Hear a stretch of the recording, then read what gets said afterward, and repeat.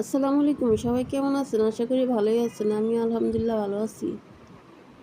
মানুষে ভালো কথা কইলে মানুষ মনে করে খারাপ। একদিন একটা পরিচিত একটা মেয়ে আমারে বলে যে, "আন্টি আমার তো বিয়ে, আমার লিগে দোয়া কইরেন।"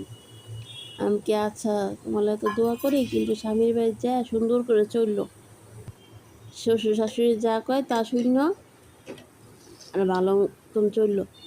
আর খাওয়ার সময় একটু আস্তে আস্তে খাইও, একটু সুন্দর করে খাইও। খাওয়াটাই কিন্তু একটা আর্ট। তা কি তুমি আমার কি কইলা? আমি তোমাদের দোয়া চাইছি আর তুমি আমারে খাওয়ার কথা কইতেছো? যাও, তোমার সাথে কথাই কম না। আমার মুখের উপরে ফোনটা রাইখা দিল। এটা কি ঠিক বলেন? আমি তো আর ভালো কথাই কইলাম। মেয়েটা এমনভাবে মুখে দিব ভাত, একদম এত একটু নলা দিয়ে খাইব, মুখের মেয়েতে আর লাগাতে পারে না, হম হম করে খাইতে থাকে। আর আঙুলটা ঢিলে ঢিলে আবার বলে। এই কথাটা কি আমার খারাপ হয়েছে?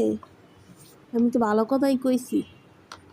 লেগে মানুষের ভালো বুদ্ধি দিতে না। মা নাই, মনে করছিলাম কি ভালো একটা কথা কই, এই কথাটা কাজে লাগবো। শ্বশুর শাশুড়ির বাড়ি গিয়ে মানুষের যদি দেখে এভাবে খায়, মানুষে কি মনে করবো, এর লেগে আমি এই কথাটা কইছিলাম। আচ্ছা, আল্লাহ হাফেজ। সময় শেষ।